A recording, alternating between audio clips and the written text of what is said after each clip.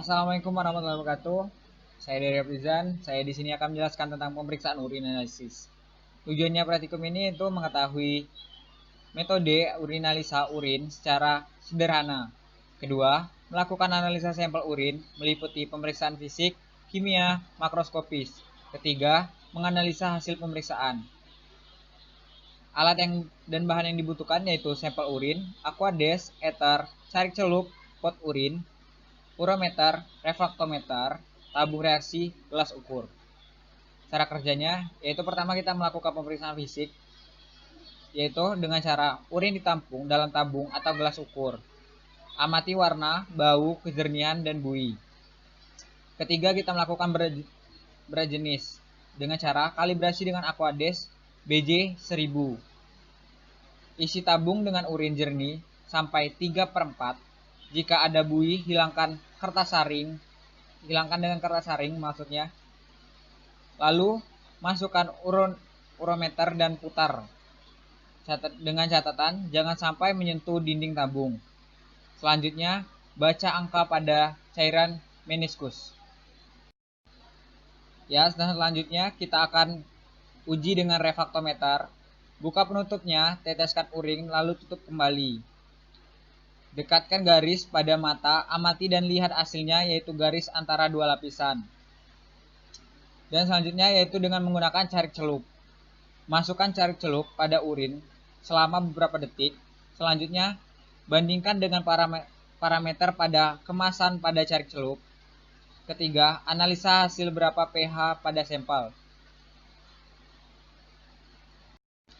Oke, selanjutnya kita akan melakukan pemeriksaan kimiawi. Tes pertama yaitu tes protein rebus atau semi kuantitatif. Tujuannya untuk mengetahui adanya protein dalam urin. Alat yang bahan digunakan yaitu 1 tabung reaksi, bunsen, rak tabung, kertas pH, dan asam cuka 6%. Cara kerjanya yaitu cek pH sampel urin, lalu dilanjutkan sampel urin di sentrifus. Setelah itu, ambil 3 ml supernatan, bakar di atas bunsen sampai mendidih. Lalu, amati kekeruhan. Jika tidak ada kekeruhan, maka larutan bisa dipakai. Jika terjadi kekeruhan, teteskan 2-3 tetes dengan asam cuka, bakar kembali sampai mendidih. Interpretasi hasil, tidak terjadi kekeruhan, urin tetap jernih. Terjadi kekeruhan tanpa butir. Positif 2 menjadi kekeruhan nyata tanpa butir halus. Positif 3 terjadi kekeruhan dengan gumpalan. Positif 4 terjadi gumpalan besar dan bekuan. Tes selanjutnya yaitu tes SBAT kuantitatif. Tujuannya untuk mengetahui adanya kandungan protein dalam urin. Alat dan bahan, pertama kita siapkan tabung reaksi, pipet tetes, corong, kertas saring, asam cuka, sampel urin, reagen SBAT. Cara kerjanya yaitu tampung urin 24 jam dan ukur volume urin. Lalu kita homogenkan. Setelah itu ditetesi asam cuka secukupnya pH +6. Saring sampai jernih. Selanjutnya isi dengan urin sampai tanda U dan tambahkan reagen sampai tanda R. Tutup dengan gabus dan bolak-balik atau dihomogenkan. Selanjutnya diamkan dalam suhu kamar selama 24 jam.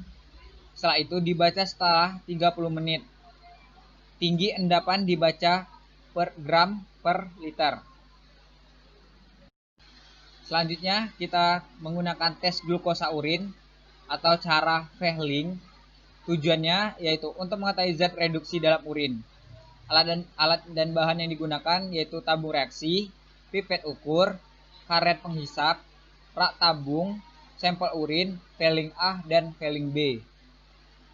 Cara kerjanya itu kita siapkan kontrol yaitu 2 cc Fehling A dan 2 cc Fehling B. Bakar di atas bunsen, lalu amati perubahan warna. Dengan catatan, jika terjadi perubahan warna, maka reagen dapat digunakan.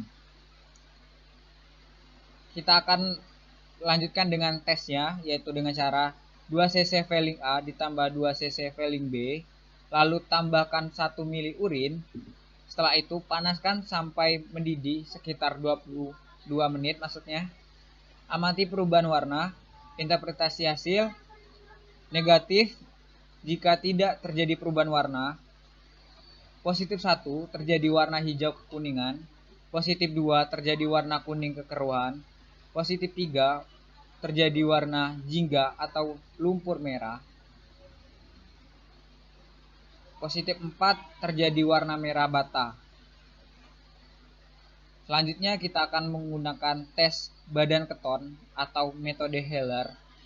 Tujuannya untuk mengetahui badan keton dalam urin terutama asam asetat atau aseton. Alat dan bahan yang digunakan di sini yaitu tabung reaksi, urin, pipet ukur, amonium sulfat jenuh, Na nitroposida, amoniak. Cara kerjanya yaitu masukkan 2 mili ditambah 2 mili amonium sulfat jenuh ditambah beberapa tetes larutan Na nitroposida. Tambahkan amoniak melalui dinding tabung sehingga terbentuk 2 lapisan. Amati pada perubahan warna. Maksudnya, amati pada perbatasan 2 lapisan. Interpretasi hasilnya negatif jika tidak terdapat perubahan warna. Positif 1 terlihat cincin ungu warna tipis. Positif kuat terlihat cincin ungu segera timbul dan leban. Bilirubin metode Horizon. Tujuannya untuk mengetahui adanya bilirubin dalam urin. Alat dan bahan yang digunakan yaitu tabung, kertas saring, corong, rak tabung, larutan Fouchet, sampel urin, BaCl2. Cara kerjanya yaitu 3 mili urin ditambah 3 mili BaCl2, lalu endapan disaring dan filtratnya untuk pemeriksaan urobilin. Pada kertas saring ditambah 1-2 tetes Fouchet. Selanjutnya, amati perubahan warna pada kertas saring.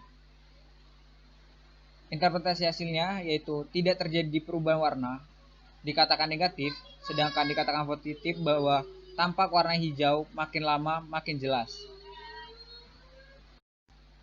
Ya, selanjutnya kita akan dilanjutkan dengan pemeriksaan tes urobilin, metode Steinger.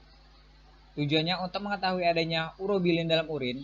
Alat dan bahan digunakan yaitu tabung reaksi, kotak urobilin, filtrat dari reaksi bilirubin, reagen Steinger, amoniak. Cara kerjanya yaitu 3 mili filtrat dari reaksi bilirubin ditambah 3 mili reagen Steinger ditambah 1-2 tetes amoniak. Saring sampai jernih, baca dalam kotak urobilin. Interpretasi hasilnya dikatakan positif bila terjadi fluoresensi hijau, sedangkan dikatakan negatif bila tidak terjadi fluoresensi hijau. Selanjutnya kita akan melakukan uji urobilinogen atau diamond. Tujuannya untuk mengetahui adanya urobilinogen dalam urin. Alat dan bahan yang kita gunakan tabung reaksi, rak tabung, pipet ukur, reagen Ehrlich. Cara kerjanya, tambahkan 5 cc urin ditambah 0,5 cc Ehrlich, lalu tunggu sampai 5 menit. Setelah itu amati perubahan warna dengan menggunakan kertas putih di dasar tabung. Interpretasi hasilnya dikatakan negatif agak merah muda atau pink, sedangkan dikatakan positif jika terjadi warna cherry red atau merah. Mungkin itu saja yang dapat saya sampaikan dalam pemeriksaan urinalisis. Jika ada salah kata mohon maaf. Wassalamualaikum warahmatullahi wabarakatuh.